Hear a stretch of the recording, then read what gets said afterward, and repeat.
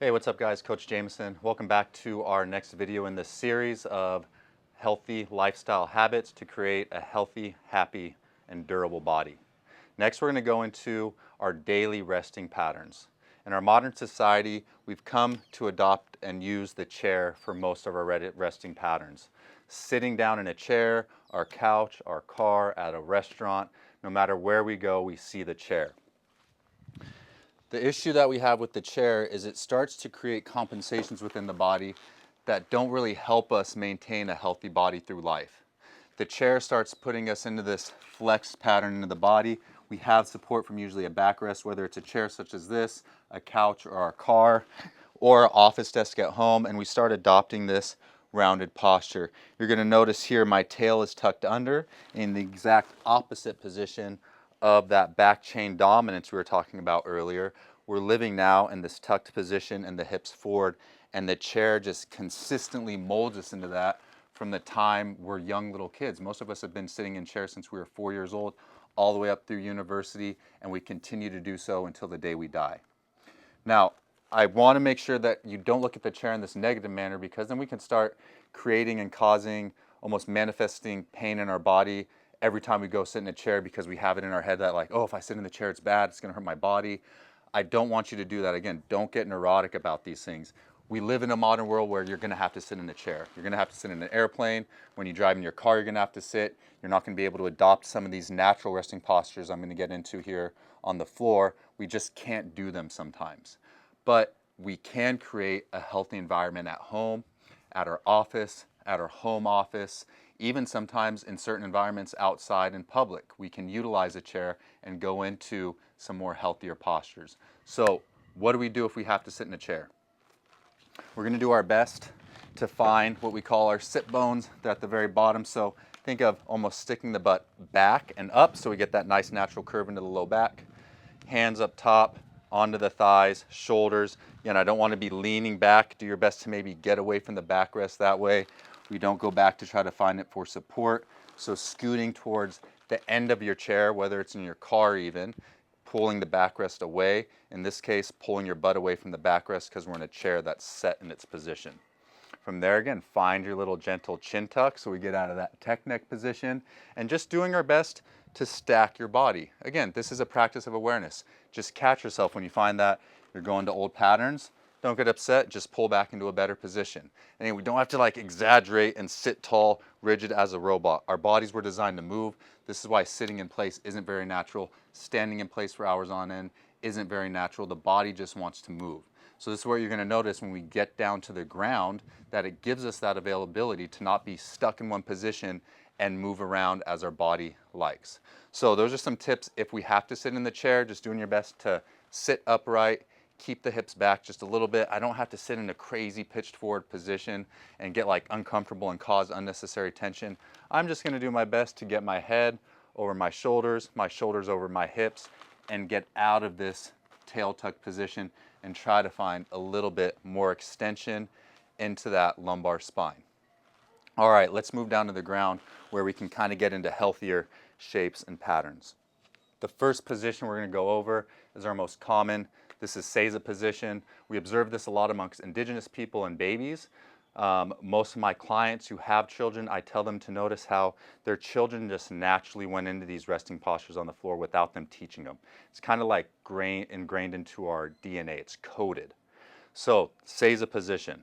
I want you to first notice I'm not spread wide open with my knees. Again, not that this is wrong, but I want my knees to be maybe a fist width in or closer. You can go a little bit wider if you want, if for some reason all the way in is uncomfortable for you. But in general, try to keep that nice narrow stance, just as we would when we're in our standing posture. From the side here, again, I'm just doing my best to think of stacking my shoulders over my hips and go into that gentle chin tuck position. A really big important piece of this is our feet. You're going to notice my big toes are in and my heels are pointing out. When I bring that foot forward from that position, we're going to notice that that resting posture of the foot is a nice, strong, straight foot with a maintained arch. This brings us into our next position, half Seiza or cowboy or cowgirl position. So we're staying in that Seiza position on one side, bringing an opposite leg forward. And again, I want you to notice my stance is nice and narrow. I'm maintaining a nice straight foot and a nice strong arch as I hang out and relax here.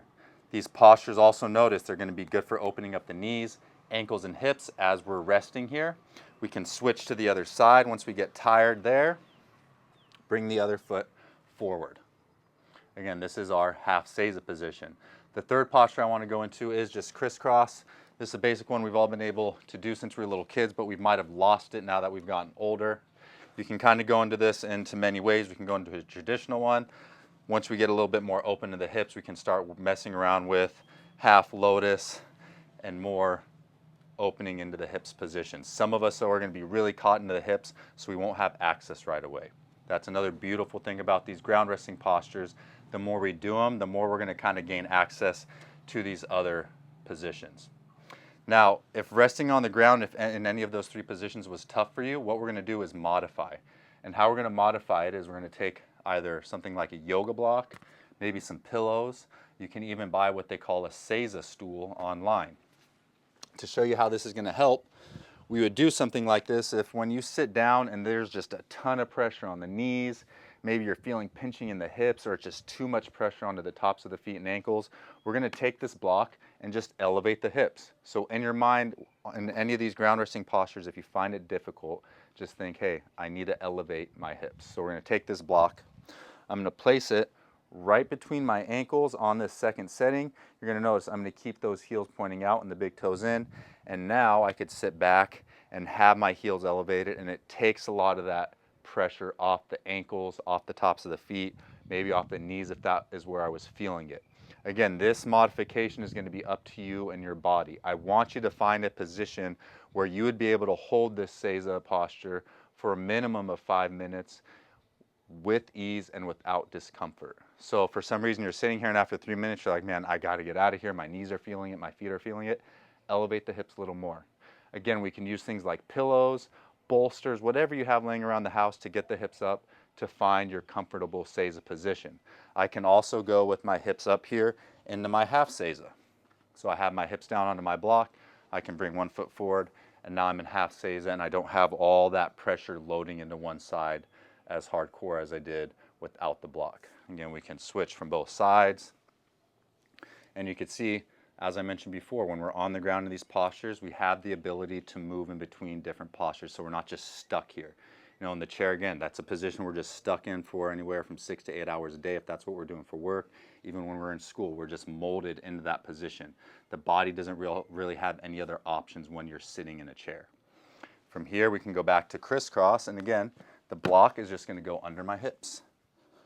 So I set the hips up, go into my crisscross applesauce position, do my best to sit nice and upright and tall. Again, I don't have to hold a rigid, intense posture. I want to find something comfortable and relaxed. So if you find that you're holding with a lot of tension in the body and you're super rigid, close the eyes, take a few breaths, and relax. Remember, we're not aiming for perfection, we're just aiming to do better. So those are 3 of our basic ground resting postures to start with. Of course, there are more options, but those are our basics. And again, we're going to do our best to get out of the chair, get out of the couch, wherever you find yourself there. And if you have the opportunity to get on the floor, get on the floor. At home, you have control of your environment. So start creating a space that's conducive to this. It's going to create healthy habits for the body. It's going to create good, durable movement for the body. So mats, blankets, pillows, yoga blocks, bean bags, anything to get into a lower position and get out of the chair. You know, at night, if you find yourself, you do a lot of Netflix and chill or binge watching of TV shows as opposed to sitting in your couch, you can now come onto the floor and start recoding the body and feeding it healthy inputs for that hour and a half to 2 hours, as opposed to watching in our old patterns and inputting positions into the body that don't make it healthy and happy. Those are our healthy ground resting postures. I'm Coach Jameson. Thank you for following along. Looking forward to seeing you in the next video.